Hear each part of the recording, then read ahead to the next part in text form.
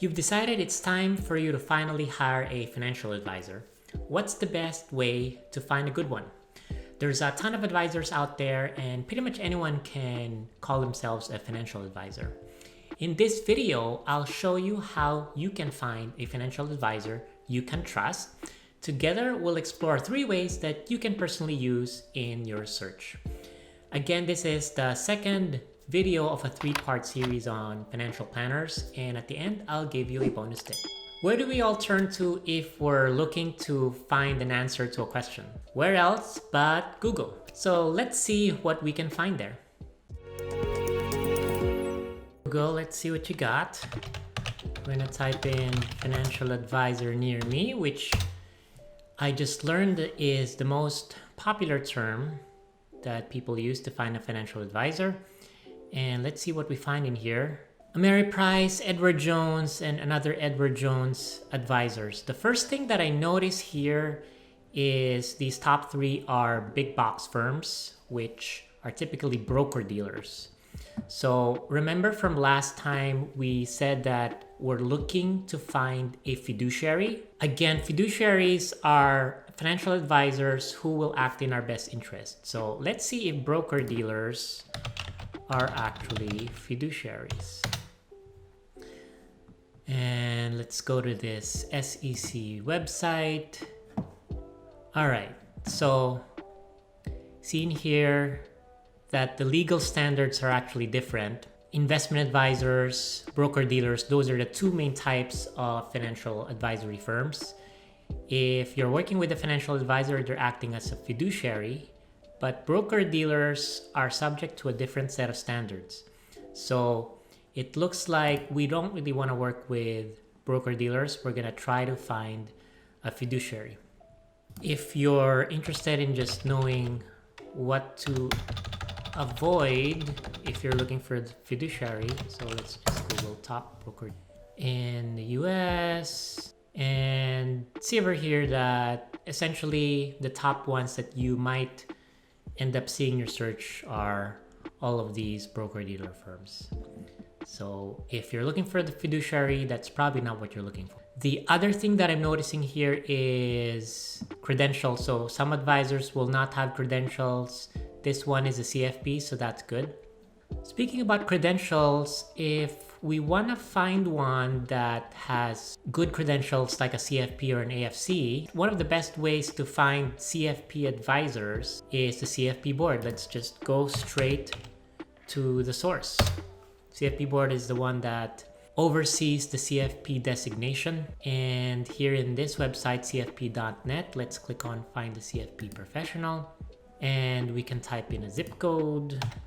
Here, I'm based here in Washington, DC, so I'm going to type in a DC zip code. So the first thing that you'll see in here is the minimum investable assets. That's one of the criteria of some financial advisors.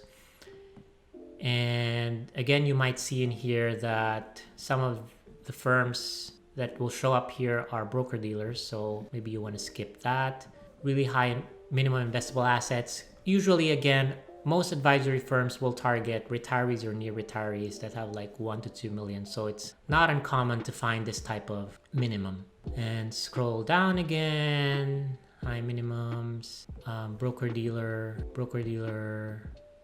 Here I am. We work primarily with upper middle class in their 30s and 40s, so we don't really require minimum investable asset. That's just part of our mission. And so basically you can just stroll down here and see which one resonates with you. Wow, there's a lot of broker dealer firms in here. So if you see this type of firm, that's the second type of advisory firm, investment advisors. They're probably fiduciaries, so you can ask them if they really are broker dealer. There's probably an investment advisor, might be worth checking out, and so on and so forth. We really just want to find a fiduciary. The best website for that is NAPFA. So NAPFA stands for the National Association of Personal Financial Advisors. Let's go to the About section. So it says in here that NAPFA is the country's leading professional association of fee-only advisors.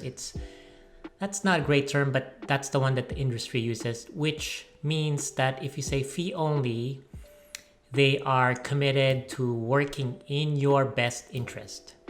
And okay, interesting. They were founded back in 1983 because a group of advisors didn't want that conflict of interest that arises when you get a commission out of an advice or product that you're recommending. So let's go ahead and see what the interface looks like. So you just click on find an advisor, type in a zip code. Again, I'm based in DC, so I'm typing in a DC based zip code, and you can see the ones that 15 or 17 firms that come up here.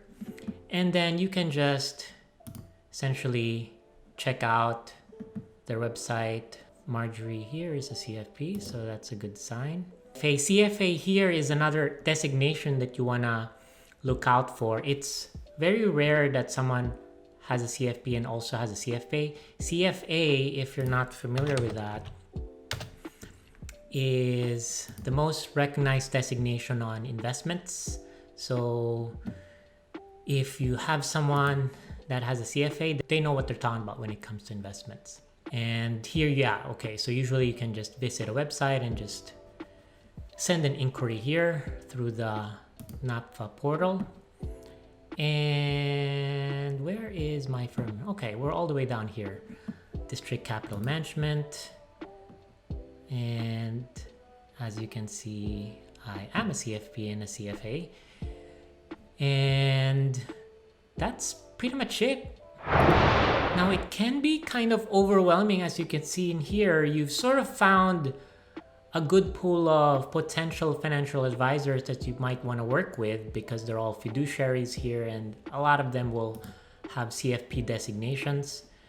But this is like 15 or 17 advisors. So how do you narrow it down?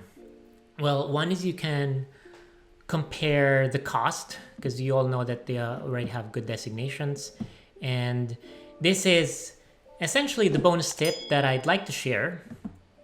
We have done the research for you. So we picked a sample of those firms that come up at least in the DC area. And as you can see in here, the annual fee that most of these fiduciary financial advisors will range from around $3,000 to around $5,000. So that's pretty much what you'll expect. So that's going to be around $250 to like $400 or $500 a month. Some of them will charge some upfront fees to create the plan. Some of them that's included in the annual fee. Some of them might have additional charges for assets being managed. Let's say you've narrowed down your options to 3 advisors after scrolling through the websites and picking the ones that resonate with you.